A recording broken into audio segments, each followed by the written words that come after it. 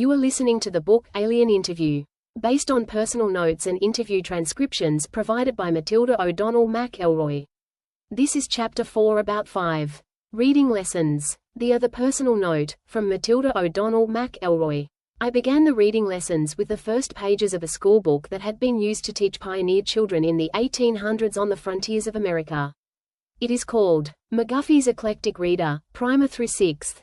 Since I am a nurse, and not a teacher, the language expert who gave me the books also gave me an extensive briefing, a course that took an entire day, on how to use the books to teach the alien. He said the reason he chose these particular books was because the original 1836 version of these books were used for 3/4 of a century to teach about 4/5 of all American school children how to read.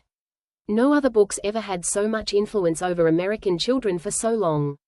McGuffey's educational course begins in the primer by presenting the letters of the alphabet to be memorized, in sequence. Children were then taught, step by step, to use the building blocks of the language to form and pronounce words, using the phonics method, which involves teaching children to connect sounds with letters. Each lesson begins with a study of words used in the reading exercise and with markings to show the correct pronunciation for each word.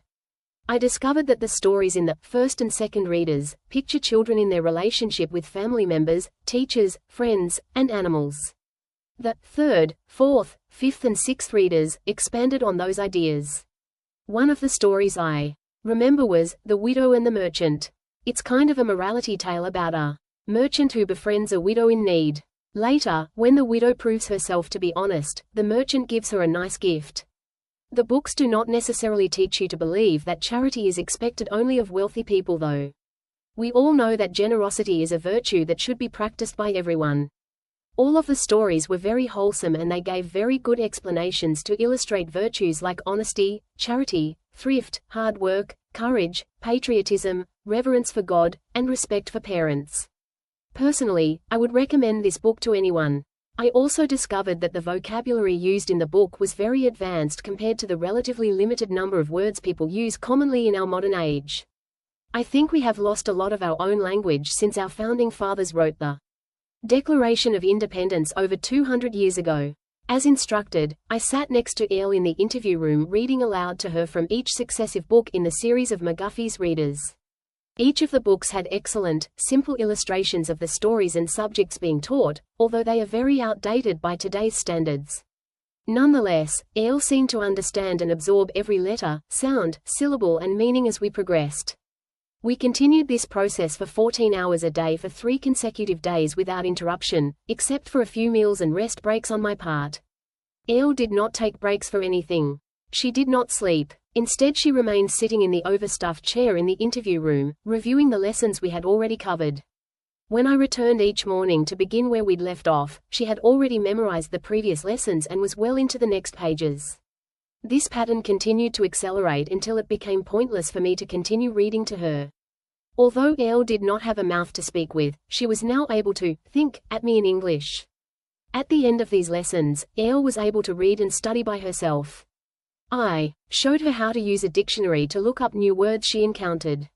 Elle consulted the dictionary continually after that. From then on, my job was acting as a courier for her, requesting that reference books be brought to her in a steady stream. Next, Mr. Newell brought in a set of the Encyclopedia Britannica. Elle, the name of the alien, he especially enjoyed this because it had a lot of pictures. After that, she requested many more picture books and reference books with photographs and drawings because it was much easier to understand the meaning if she could see a picture of the thing she was studying. Over the next 6 days, books were brought in from libraries all over the country, I presume, because it wasn't more than a few more days before she had read through several hundred of them.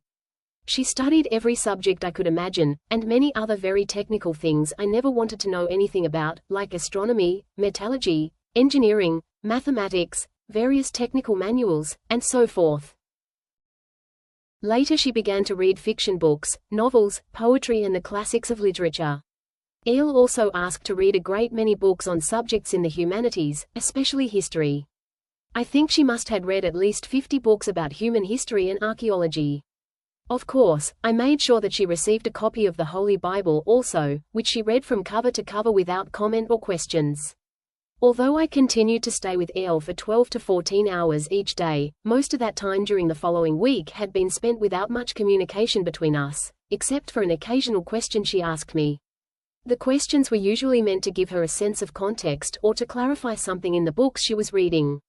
Oddly, Elle told me that her favorite books are Alice's Adventures in Wonderland and Don Quixote de la Mancha, and the book 1001. She said the authors of these stories showed that it is more important to have great spirit and imagination than great skill or power. I could not answer a lot of her questions, so I consulted with the people in the outer room for answers. Most of these had to do with technical and scientific things. Few of her questions were about the humanities.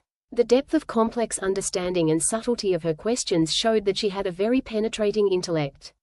Personally, I think she had already known a lot more about the culture and history of Earth than she was willing to admit when we started. I would soon discover how much more. Thank you for listening to Chapter 1 of the book Alien Interview. Based on personal notes and interview transcriptions provided by Matilda O'Donnell MacElroy. This book is dedicated to all immortal spiritual beings, whether they are aware of themselves as such, or not. What is true for you, is true for you. You are free to listening to the next chapter. The letters. Please subscribe Awareness Wisdom, we are grateful for that. Be aware in life.